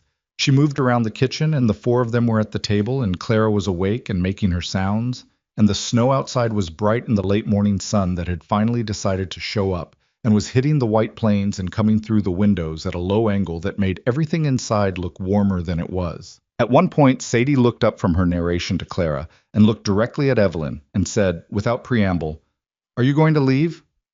The table went quiet. Evelyn put down the ladle.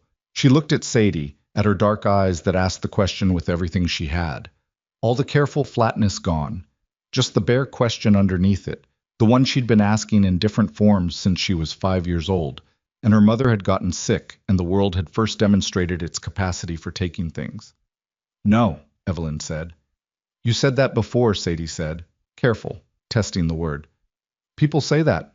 I know people say it, Evelyn said. I've said it myself in places I ended up leaving. She held Sadie's gaze. This is different. How? Evelyn thought about it. She didn't reach for the comfortable answer. She owed the child more than that. Because I'm not staying out of nowhere to go, she said. I'm staying because I want to be here. That's a different reason. It holds better. Sadie looked at her for a long time. Then she looked at Clara, who had grabbed her finger again. Then she looked back at Evelyn. Okay, she said, and went back to her narration. Caleb was looking at Evelyn across the table. She met his eyes, and he held it for a moment, and then looked down at his soup, and the corner of his mouth did something that was not quite a smile, but was in the neighborhood of one. Wade said nothing. But he ate 2 full bowls, which for a man who'd arrived carrying the weight of a 6-year-old secret was, Evelyn thought, its own kind of statement. The soup was not her best work. She'd rushed the broth and the potatoes were slightly underdone, and she'd oversalted it by a margin she'd normally have caught. Nobody mentioned it. They ate it all. The conversation Evelyn had promised Caleb happened 3 days after the storm, on a Thursday evening when Sadie was in bed and Clara was sleeping and the house had settled into its night quiet. She had been putting it off. Not dishonestly. She'd told him it was coming, and he'd made clear he wasn't pressing, but the way you put off things that needed doing when you'd spent years protecting yourself from exactly this kind of exposure. Telling someone the whole truth about yourself was different from letting them see you function well. Functioning well was something she could control. Truth was not. She sat across from him at the kitchen table with her hands wrapped around a coffee mug and said, "I'm ready if you still want to hear it." He looked up from the account book he'd been working on. The accounts were better now, marginally, and she knew this because she'd started helping him track the household expenses in a notebook she'd found in the supply drawer, not offering, just doing it and leaving it where he could see. He closed the book and pushed it aside and gave her his full attention, which was the kind of full attention that made people uncomfortable because there was no performance in it. He just looked at her and waited. She told him about growing up in a succession of foster placements across Wyoming and into Montana, none of them bad enough to be dramatic, most of them just insufficient. The specific poverty of care that wasn't abuse but wasn't really home either. She told him about leaving at 17 with nothing particular in mind, except that the system was done with her, and she was done with the system. She told him about the years in between, which were years of working bad jobs and making poor decisions, and occasionally finding people like Dolores who offered something real, and occasionally finding people who didn't. She told him about the man in Benton County, whose name was Ray Tibbett, who was older than her by 15 years, and whom she had trusted past the point where the evidence suggested trust was warranted. She did not make herself the hero of it. She didn't make herself purely the victim either, because that wasn't accurate, and she'd stopped finding comfort in inaccurate stories about herself. She had made choices. Some of them in bad circumstances and under pressure she hadn't had the tools to handle, but she had made them. The charges had been fraud-related. She had known, by the end, that what Tibbett was doing with the business they ran together was not legal, and she had kept working because she was 24 and had nowhere else and was afraid of what happened if she stepped away. When it came apart, Tibbett had documentation that placed considerably more responsibility on Evelyn than the reality warranted. He had resources she didn't, and he had Wade's employer at the time, a county official, in a position of conflict of interest that nobody had examined too closely. She had served 8 months. Tibbett had served none. When she finished, the kitchen was quiet for a long moment. Caleb had not interrupted. He'd listened the way he did most things, completely, without telegraphing his reaction while it was forming. She watched his face now and tried to read it and couldn't entirely. "Tibbett," he said. "Yes." Wade mentioned the name, said he knew him through county work back then. His jaw tightened slightly. Said he always thought something about the whole situation was wrong and didn't do anything about it. "He told me that too," Evelyn said. "The night of the storm." Caleb was quiet again. He turned his coffee mug once, twice. "He should have," he said. Not to her specifically, just a fact being acknowledged. "People don't always," she said, "when it costs them something. That doesn't make it right." "No," she agreed. "It doesn't." He looked at her directly. "You've been carrying this 6 years, running from it. Running from the possibility of someone recognizing me and deciding it defined me," she said, "which is a slightly different thing." "Does it?" he asked. "Define you." She thought about the answer. Not the quick one, not the reassuring one, the real one. "Parts of who I became, yes. The 8 months. The things I saw in there, the way I thought about trust after." She paused. "But not in the way most people mean when they ask that." He nodded slowly. He was working through something. She could see it, the careful internal processing that was just how his mind moved. She waited. "I'm not a complicated man," he said finally. "I'm not going to pretend I have some big perspective on what you went through. I don't." He looked at his hands on the table. "What I have is this ranch, and 2 daughters, and a year behind me that I mostly got through by not stopping to think too hard about whether I was going to make it." He glanced up. "You walked in here and made it easier to make it. That's what I know." "Caleb, I'm not finished," he said, almost smiling. She had said that to him once. He'd remembered. She stopped. "I've been thinking about asking you something for about 3 weeks," he said. "I kept not asking it because I wasn't sure if it was too fast or too strange or too—" He stopped and made a short, frustrated gesture at the inadequacy of the available words. "I'm not good at this part." "I know," she said. "The asking part." "I know," she said again. Something was happening in her chest, not warmth exactly, more like the cautious movement of something that had been very still for a very long time. He looked at her. I'd like you to stay. Not as, not the way it's been. Differently. He held her gaze. Permanently. The words sat on the table between them. Evelyn looked at him. She looked at the kitchen, the clean counter, the repaired shelves, the hooks by the door, where her jacket now hung alongside his coat, and Sadie's things, as if it had always belonged there. She looked at the man across from her, who was not an easy man and not an uncomplicated man, and not a man who had figured out how to be happy yet, and who was looking back at her with the directness she'd come to understand was just how he was. No performance, no management, just the actual thing. I'm not easy to be with, she said. I don't have a history that makes anything simple. I have 2 kids and a ranch that loses money 4 months a year, he said. I wasn't offering simple. Something that was not quite a laugh came out of her. She pressed her hand over her mouth briefly, and he watched her do it with that expression that was almost a smile, and the kitchen was very quiet around them. Okay, she said. Okay, he said. It wasn't a romantic scene. There were no particular gestures. He reached across the table and put his hand over hers. Briefly, like a person who was still learning the vocabulary of this, and wanted to get the first word right before attempting a sentence, and then pulled it back and picked up his coffee mug, and she picked up hers, and they sat there in the quiet of a Wyoming night with snow still on the ground outside and a baby sleeping in the next room. It was enough. It was in fact more than enough. The rest of the winter passed in the way winters passed on ranches, hard and requiring. There was nothing romantic about Wyoming in December and January, nothing that softened the work, or the cold, or the specific aggravation of burst pipes and sick cattle and roads that were impassable for days at a stretch. The water line in the barn froze twice. One of the Herefords developed foot rot and required treatment for 3 weeks. Caleb's truck needed a new alternator at a cost that showed up in the account notebook as a number. They both looked at and then looked away from. Evelyn learned things about herself that winter that she hadn't known. She learned that she had more patience than she'd been giving herself credit for, and less in specific situations. She learned that she was genuinely bad at accepting help, that when Caleb tried to take over a task she was in the middle of, even helpfully, her instinct was to stiffen and manage it herself. She had to work at that. It didn't come naturally. She learned that living with a man who wasn't chatty and wasn't demonstrative, and communicated care primarily through acts, a filled gas tank, a replaced hinge, boots resoled, required her to recalibrate what attention looked like.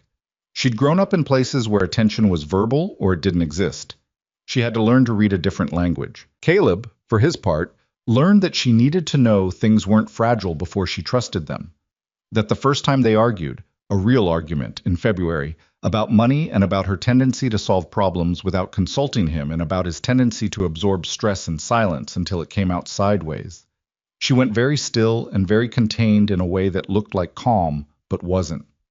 He had to learn to stay in the room when she went still like that, to not let the apparent calm convince him that nothing was happening. The argument was about real things, and it was ugly for about 40 minutes, and afterward they were both standing in the kitchen being separately quiet, and then Caleb said, "I'm not going anywhere," which was not a particularly eloquent statement, but it was the right one. She looked at him for a long moment and then said, "I know." And whether she fully believed it yet or not, she was working on it. That was February. Spring came slowly, the way it always did in Wyoming, not arriving so much as gradually winning an argument. The snow retreated from the south-facing slopes first, leaving behind the wet brown aftermath of winter, and then the grass began its cautious return, and by April the plains had that particular color they got in early spring, that just-alive green that made the whole landscape look like it was surprised to be back. Wade came around more that spring. Not constantly. He had his own life, his own property 20 miles south, the particular isolated rhythms of a bachelor rancher, but regularly enough that his truck in the yard stopped being notable. He and Caleb were in a different place than they'd been. Whatever had passed between them the night of the storm, and in the fence line conversation the following morning, had shifted the geography of their relationship in some way that neither of them discussed, and both of them apparently understood. I was careful with Evelyn. Not warm, exactly. He wasn't built for easy warmth with people he'd initially been suspicious of, but respectful in a specific way, the way you were respectful toward someone you'd underestimated and were aware you'd underestimated. He helped with the spring fence work. He brought a part for the tractor that Caleb had been waiting 3 weeks for, without explanation about how he'd sourced it.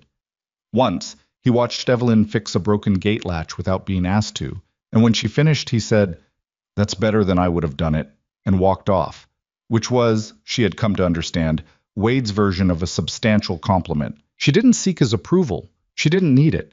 But she understood that it meant something, his presence, his slowly changing stance, and she received it in the spirit it was offered, which was a man working through his own complicated feelings about the past and arriving, imperfectly, somewhere better. The wedding was in June, which was a practical choice as much as anything else. June was the best weather and the longest days, and the narrow window before the July heat made everything uncomfortable. They told people a month in advance, and that was that.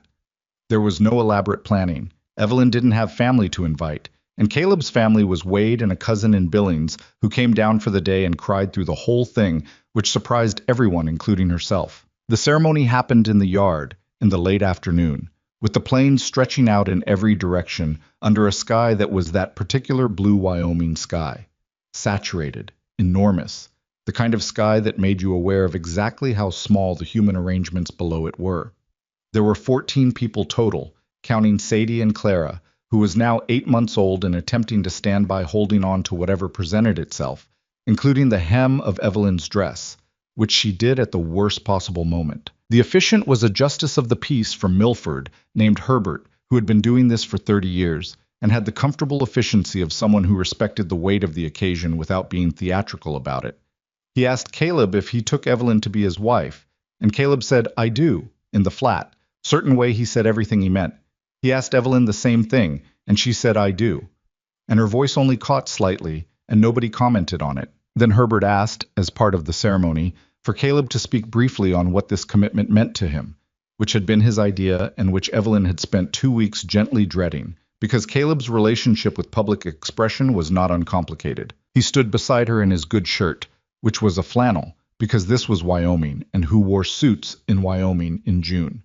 And he looked at the 14 people standing in his yard and at the sky, and then at Evelyn, and he was visibly uncomfortable in the way of a man who had not prepared a speech and was not going to pretend he had. "I'm not good at this part," he said. Several people smiled. "She knows that," he added, which got a real laugh. He looked at Evelyn. "I'm staying," he said. That ought to mean something.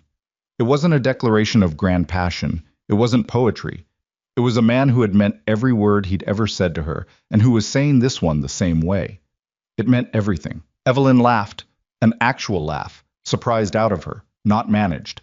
And Herbert pronounced them married, and Sadie, who had been standing beside Evelyn for the entire ceremony holding Clara's hand, as if she'd appointed herself the family's structural engineer, said in a carrying whisper, "Finally." There was food after.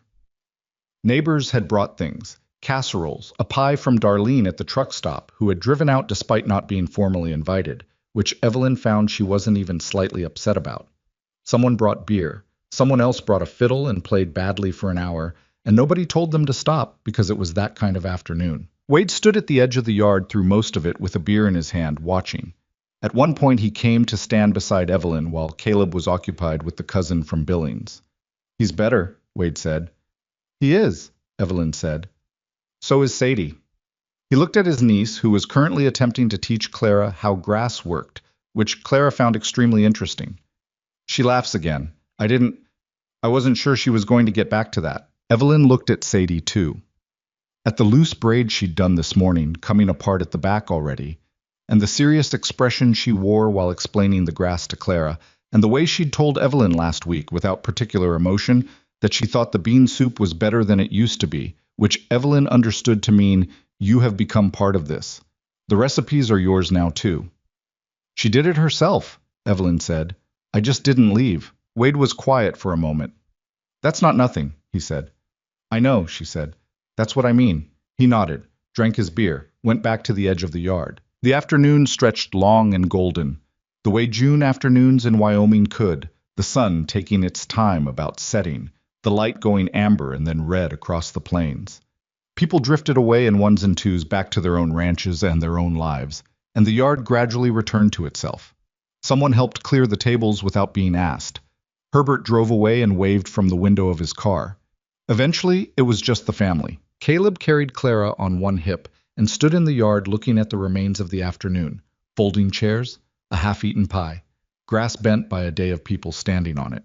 He looked like a man taking inventory of something he was choosing to feel good about, which was not his natural orientation, and the choosing was visible in his face. Sadie was sitting on the porch steps with her shoes off and her braid entirely destroyed, one knee drawn up, watching the plains. Evelyn sat beside her. They were quiet for a while. The evening sounds came in, the horses in the paddock, a meadowlark somewhere in the distance, the particular settling quiet of a ranch at the end of a day. "Do you miss anywhere?" Sadie asked. Evelyn thought about it. "I miss a person," she said. "Dolores, she died a few years ago." "Was she like family?" "She was exactly like family.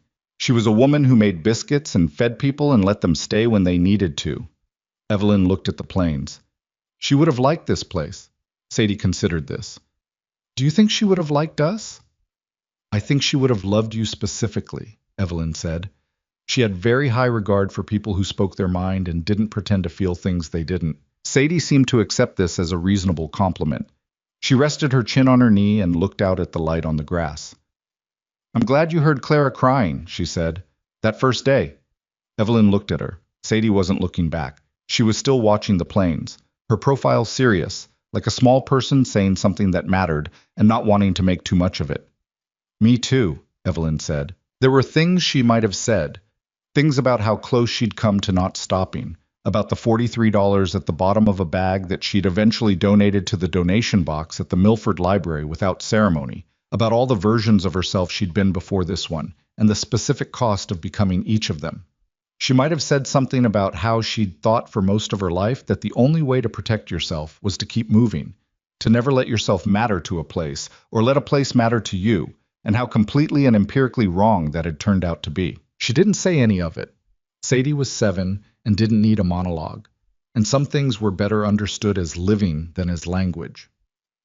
Caleb came and sat on the step below them. Clara settled in his lap, and Clara immediately tried to eat his collar, which she had been doing for 3 weeks as some kind of project.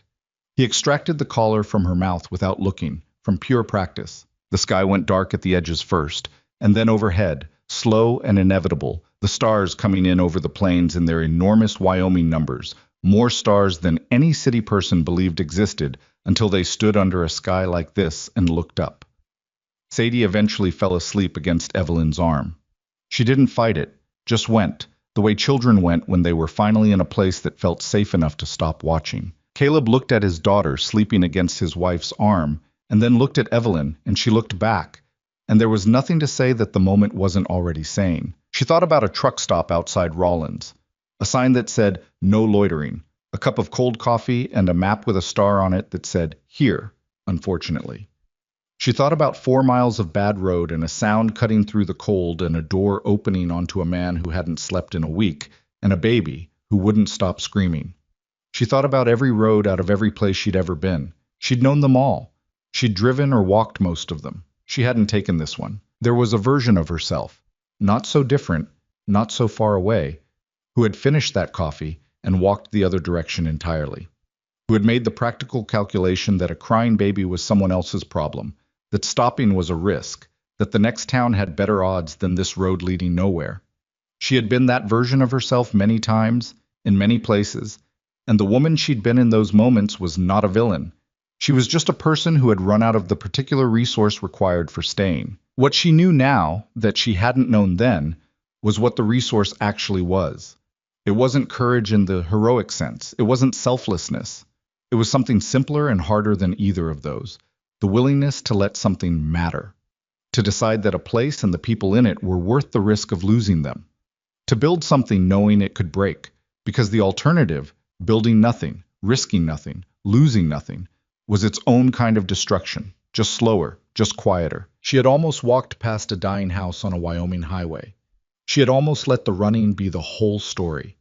The stars came fully out over Hollow Creek, and the plains were enormous and silent in every direction, and inside the house the wood stove was putting out heat, and outside on the porch steps a family sat in the particular quiet of people who had come to the end of a hard day and found themselves, against various odds, still together. Some things didn't need a better ending than that.